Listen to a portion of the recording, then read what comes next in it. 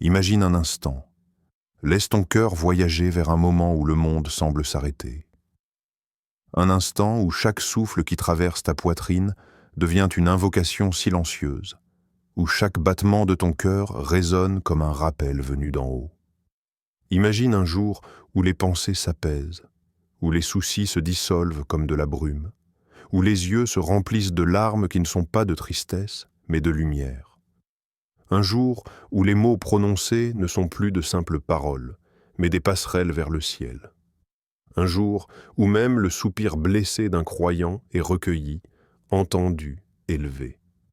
Un jour où la distance entre la terre et le trône d'Allah semble se réduire jusqu'à devenir presque palpable. Ce jour existe, et il porte un nom que chaque cœur croyant reconnaît instinctivement, le jour de Arafat. C'est un jour où le monde semble respirer autrement. Regarde autour de toi, dans chaque pays, dans chaque maison, dans chaque cœur sincère, il y a quelqu'un qui lève ses mains, quelqu'un qui ferme les yeux, quelqu'un qui murmure un espoir qu'il n'a jamais vraiment osé formuler à voix haute, quelqu'un qui dit au fond de lui « Ya Allah, ne m'oublie pas aujourd'hui ». Et sur la plaine sacrée d'Arafat, là où les pèlerins se tiennent debout, quelque chose d'indescriptible se produit. Des milliers de langues, des milliers d'accents, des milliers d'histoires, mais un seul appel, la miséricorde d'Allah. Mais ce qui est extraordinaire, c'est que même ceux qui ne sont pas au Hajj, même ceux qui prient seuls, loin de la foule, même ceux qui vivent ce jour dans la discrétion d'une petite chambre ou d'un coin de salon, participent à ce moment sacré. Parce qu'Arafat n'est pas seulement un lieu, c'est une ouverture, une brèche dans le temps, une invitation adressée à chaque croyant, où qu'il soit. Imagine maintenant, quelque part dans le monde, un homme âgé lève ses mains tremblantes. Il pleure non pas parce qu'il souffre, mais parce qu'il voit enfin la beauté d'un retour vers Allah. Dans une autre maison, une mère implore en silence pour la guidance de ses enfants. Dans une autre pièce, un jeune homme fatigué par les épreuves répète doucement « Ô Seigneur, je n'ai personne d'autre que toi ». Et peut-être qu'en ce moment même, tu ressens toi aussi quelque chose bouger dans ton cœur. Le jour de Arafat n'est pas seulement une date dans un calendrier, c'est une rencontre, une réponse, un souffle de miséricorde envoyé à tout croyant qui ose demander. Alors avant d'aller plus loin, prends une seconde pour t'engager toi aussi dans cette atmosphère bénie. Laisse ce rappel toucher ton cœur. Et si quelque chose en toi résonne déjà, écris simplement un mot ou une petite phrase en commentaire. Un mot qui reflète ton intention, ton espoir ou ton besoin aujourd'hui. Peut-être miséricorde, peut-être retour, peut-être pardon. Juste un mot ou une phrase, comme un début de conversation entre toi et Allah. Et si tu veux que ce rappel touche d'autres cœurs comme le tien, partage-le avec quelqu'un que tu aimes. Tu ne sais jamais quel destin peut changer grâce à un simple partage. N'oublie pas non plus de t'abonner si ce type de rappel nourrit ton âme. Tu rejoindras une communauté qui avance pas à pas vers la lumière, ensemble, et toujours avec douceur. Et surtout, écoute bien ceci. Reste jusqu'à la fin de cette vidéo. Une surprise t'attend, quelque chose de précieux, un cadeau spirituel que tu ne voudras absolument pas manquer. C'est peut-être exactement ce dont ton cœur avait besoin aujourd'hui. Maintenant que ton cœur s'est apaisé et que ton esprit s'est ouvert, laissons-nous guider vers la profondeur de ce jour unique. Entrons ensemble dans l'essence véritable de ce moment sacré. Passons, sans attendre, à l'introduction. Pourquoi ce jour est-il si particulier ? Il existe des jours où l'on ressent, au fond de soi, que le ciel est plus proche que d'habitude. Des jours où l'air paraît plus léger, où les choses que l'on porte depuis des mois deviennent soudain un peu moins lourdes. Et parmi tous ces jours, il y en a un qui se distingue. Un jour que même les anges observent avec une attention particulière. Le jour de Arafat. Ce n'est pas simplement une date religieuse, ni un événement spirituel parmi tant d'autres. C'est un rendez-vous. un rendez-vous que ton âme attend peut-être sans même le savoir. Ce jour est particulier parce qu'Allah y ouvre des portes qu'il ne laisse ouvertes que rarement au cours de l'année. Des portes de pardon, de miséricorde, de renouveau, de réconciliation intérieure. Des portes que l'on cherche parfois à travers les années, les voyages, les prières, mais qui ce jour-là s'ouvrent comme si elles attendaient juste ton oui. Imagine-toi devant une immense porte lumineuse. Tu ne sais pas ce qu'il y a derrière, mais tu sens que c'est exactement ce dont tu as besoin. Un nouveau départ, une chance de tout apaiser, de tout reconstruire, de tout confier. Le jour de Arafat, cette porte s'ouvre pour toi. Ce jour est aussi un refuge pour ceux qui portent des regrets, pour ceux qui se sentent fatigués, pour ceux qui cherchent encore leur place, leur direction, leur guérison. Allah accueille les regrets, mais aussi les espoirs. Il accueille les blessures, mais aussi les rêves. Il accueille les larmes silencieuses, tout autant que les prières prononcées à voix haute. Et il y a une sagesse immense derrière cela. Ce jour nous rappelle que même lorsque nous nous sentons perdus, Allah, lui, ne nous a pas perdus de vue. Même lorsque nous pensons ne plus mériter sa miséricorde, lui continue de nous appeler par nos noms. Ce jour est particulier pour une autre raison qui touche le cœur de chaque croyant. C'est ce jour précis, ce jour sacré, où Allah a révélé un verset qui marque l'histoire de la foi. Le verset de la perfection de la religion. Aujourd'hui, j'ai parachevé pour vous votre religion, accompli sur vous mon bienfait, et agréé pour vous l'islam comme religion. Ces mots ne sont pas de simples paroles. Ils représentent une déclaration divine, une confirmation céleste. Ils disent « Vous n'êtes pas abandonnés, vous n'êtes pas livrés à vous-même. J'ai complété pour vous un chemin qui mène à la paix. » Chaque croyant, qu'il soit fort ou faible, avancé ou débutant, se voit offrir ce cadeau, une voie claire, complète, lumineuse. Ce verset te rappelle que tu n'as pas besoin d'être parfait pour marcher vers Allah. Le chemin existe déjà. Tu n'as qu'à avancer, doucement, à ton rythme, avec ton cœur. Et même si tu n'es pas au Hajj, même si tu observes ce jour depuis ta maison, ton lieu de travail, ton petit coin de calme, ce jour t'appartient autant qu'à ceux qui sont sur le mont Arafat. La miséricorde d'Allah ne connaît pas la distance. Elle ne connaît pas les frontières. Elle atteint le cœur de celui qui l'appelle, où qu'il soit. Le prophète a promis que le jeûne de ce jour efface les péchés de 2 années. L'année écoulée et l'année à venir. 2 années de lourdeur, de faiblesse, de moments d'égarement, allégées par un seul jour de sincérité. C'est un cadeau immense. Un cadeau pour ceux qui veulent revenir à Allah sans peur, sans honte, avec un cœur purifié. Beaucoup de gens n'imaginent pas la grandeur de cette récompense. Elle n'est pas symbolique. Elle est réelle.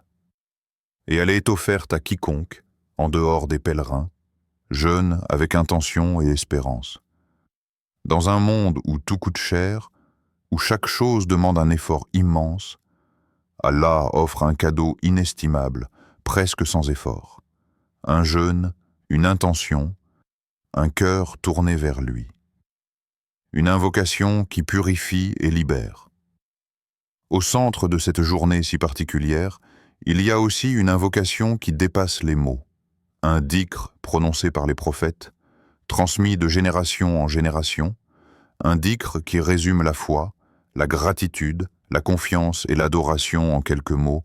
La ilaha illallah, wahdahu la sharika la, lahul mulku wa lahul hamd, wa huwa ala kulli shay'in qadir. Lorsque tu l'écoutes attentivement, ce ne sont pas seulement des syllabes alignées, c'est une déclaration, une proclamation du cœur, une affirmation d'amour et d'humilité devant ton Créateur. Dans ces mots, il y a le tawhid dans sa forme la plus pure. Il n'y a de divinité, de refuge, de protection que lui. Il n'y a personne qui lui soit associé. Il n'y a aucune force qui puisse rivaliser avec la sienne. La royauté lui appartient. La louange lui revient. Le pouvoir absolu est entre ses mains. Quand tu répètes ces mots, tu te libères du monde, de ses illusions, de ses peurs, de ses dépendances. Tu te rappelles que ce que les gens pensent n'a pas d'importance, que ce que la vie t'a pris n'est rien comparé à ce qu'Allah peut te donner. Quand tu prononces ce dhikr, le jour de Arafat, ton cœur respire différemment. Ton âme se détache de ce qui l'alourdit. Tu te reconnectes à ta véritable nature, celle d'un serviteur aimant, d'un être créé pour l'adoration, la lumière, la paix. Et ce dhikr, quand il est dit avec sincérité, peut réellement changer une vie. Pas par magie, mais parce qu'il place ton cœur dans un état rare, un état de vérité, de vulnérabilité, d'abandon total. Et Allah répond aux cœurs qui se présentent ainsi devant lui. Des personnes ont vu leur destin se transformer après avoir récité ce dhikr sincèrement lors du jour de Arafat. Elles n'attendaient pas un miracle. Elles cherchaient juste la paix. Et Allah leur a offert bien plus que ce qu'elles espéraient. Un signe, une ouverture, une guérison, une porte qui s'ouvre, alors qu'elles pensaient qu'elle resterait fermée. Le jour de Arafat réveille les cœurs qui dorment. Il réveille les âmes fatiguées. Il réveille les espoirs qu'on pensait enterrés. Parce que la sincérité, ce jour-là, voyage plus vite. Elle monte plus haut. Elle touche celui qui exauce toutes choses. Et toi aussi, ce jour-là, tu as le droit d'espérer, le droit de demander. Comment vivre le jour d'Arafat? Il y a des jours où l'on sent que le cœur cherche quelque chose sans réussir à mettre des mots dessus. Ce n'est ni un besoin matériel, ni un manque affectif. C'est une aspiration plus profonde, presque invisible, celle de se rapprocher de celui qui nous a créés. Le jour d'Arafat fait partie de ces rares moments où cette aspiration devient plus forte, plus nette, plus urgente. Tu n'as pas besoin d'être parfait pour vivre cette journée.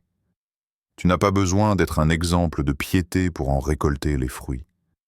Tu n'as même pas besoin de faire beaucoup. Tu as seulement besoin d'être présent, sincère, disponible à ce que ton âme est prête à recevoir. Ce jour, n'attends pas les gens impeccables. Il accueille les cœurs fatigués, les âmes dispersées, les croyants hésitants, les gens qui veulent changer mais ne savent pas par où commencer. Le jour d'Arafat dit « Viens comme tu es, approche-toi, ouvre ton cœur, je t'écoute ». Et pour vivre cette journée de la plus belle manière, il existe un chemin simple, un parcours doux, presque comme une marche intérieure vers Allah. 1. Avant l'aube, parle à Allah. Le jour n'a pas encore commencé que ton âme est déjà invitée à se réveiller avant le monde. Il n'est pas nécessaire de te lever longtemps. Quelques minutes suffisent pour créer une brèche dans la routine, pour montrer à Allah que tu veux vivre quelque chose de différent. Dans le silence de la nuit, lorsque les bruits du monde sont calmés, tes mots prennent une valeur particulière. Lève-toi, même si tes yeux sont lourds. Fais 2 unités de prière, même si elles sont simples, même si elles ne sont pas parfaites. Puis reste un moment assis, comme un enfant qui se confie à un parent aimant. Dis à Allah ce que tu n'as jamais osé dire. Dis-lui ce que tu caches aux autres. Dis-lui ce que tu caches même à toi-même. Ce sont ces instants-là qui transforment une journée ordinaire en rencontre divine. 2. Jeûne et laisse ton âme respirer. Le jeûne du jour d'Arafat n'est pas seulement un acte d'adoration. C'est une purification, une mise à nu de ton âme. Un moment où ton corps dit « Aujourd'hui, ce n'est pas la nourriture qui me nourrit. Aujourd'hui, c'est la miséricorde. » Lorsque tu prives ton corps, tu nourris ton cœur. Lorsque tu refuses le pain, tu offres ton intention. Le jeûne est une façon de dire à Allah ce jour est précieux pour moi.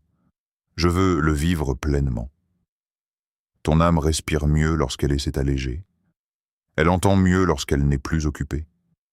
Elle s'élève lorsque ton ventre est calme et ton esprit clair. Troisième, lis quelques versets. Tu n'as pas besoin de lire beaucoup. Tu n'as pas besoin de réciter avec perfection, même une page, même quelques lignes, mais lis-les avec un cœur ouvert. Chaque verset que tu lis pendant ce jour agit comme une lumière supplémentaire déposée dans ton être.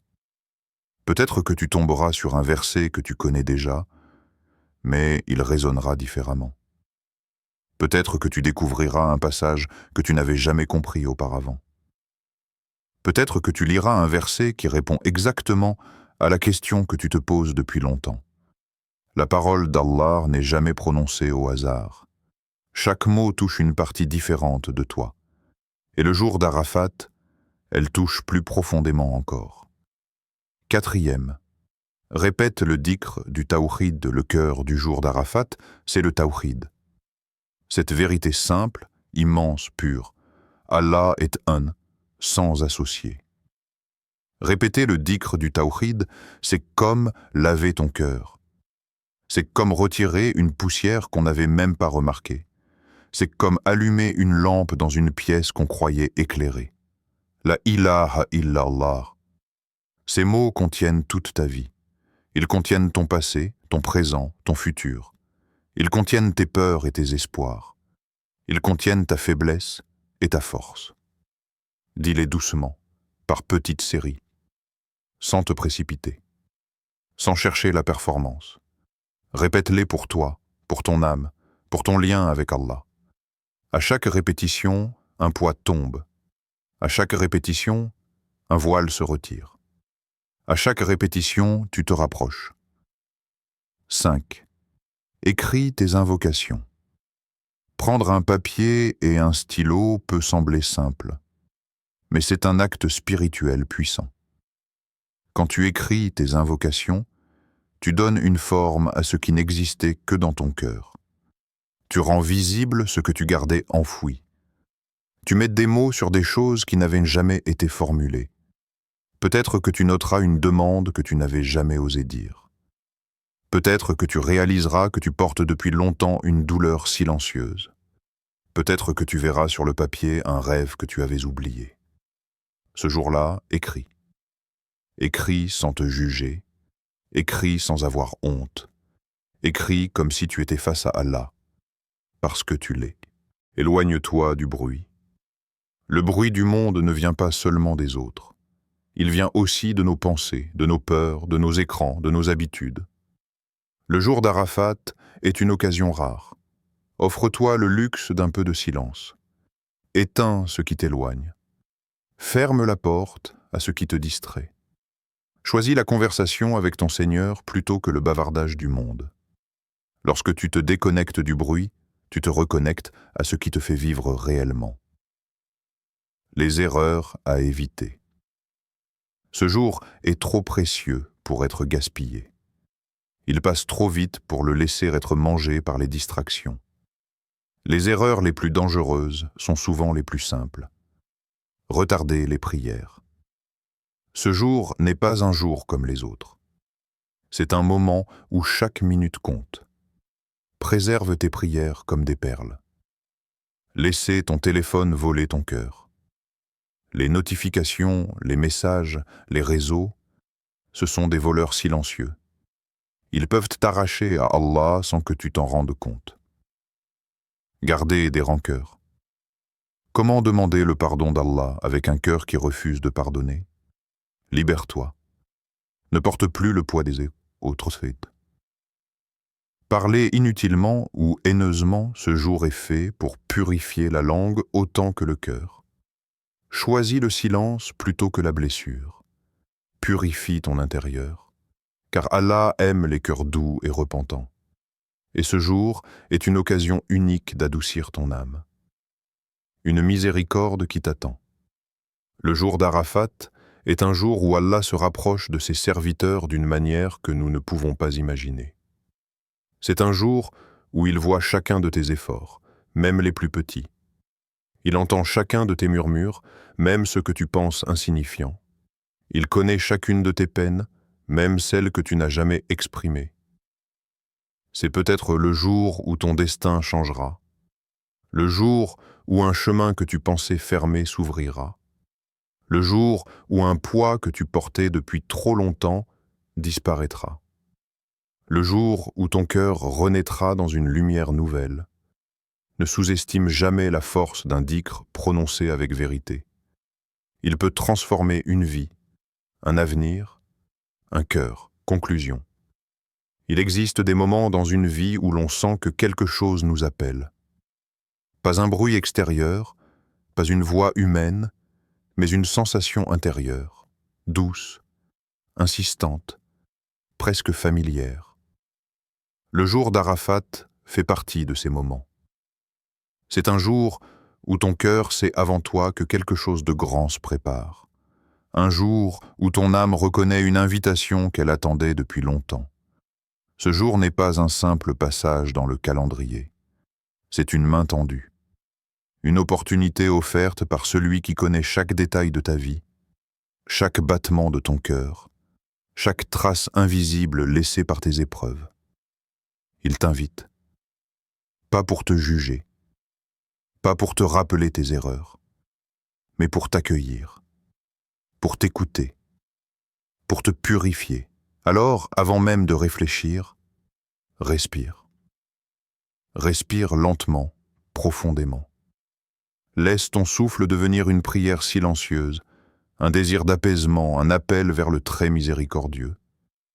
Et lorsque tu te sens prêt, même si tu ne l'es pas complètement, laisse tes lèvres dire ces mots qui dépassent tout ce que l'on peut imaginer. La ilaha illallah. Répète-les comme si tu les disais pour la première fois. Répète-les comme si tu les découvrais après un long voyage. Répète-les comme si tu les murmurais à ton propre cœur pour le réveiller, pour le guérir, pour le laver de ses poussières. Ces mots, ce ne sont pas simplement des mots. C'est une lumière qui traverse ce que tu as vécu. C'est une clé qui ouvre ce que tu pensais fermé. C'est un baume posé sur ce qui te fait encore mal. Laisse-les entrer. Laisse-les descendre profondément dans toi. Laisse-les toucher ces endroits que tu caches au monde. Ces mots savent où aller. Ils savent de quoi réparer. Ils savent de quoi apaiser. À cet instant, quelque chose change. Peut-être très légèrement, peut-être intensément.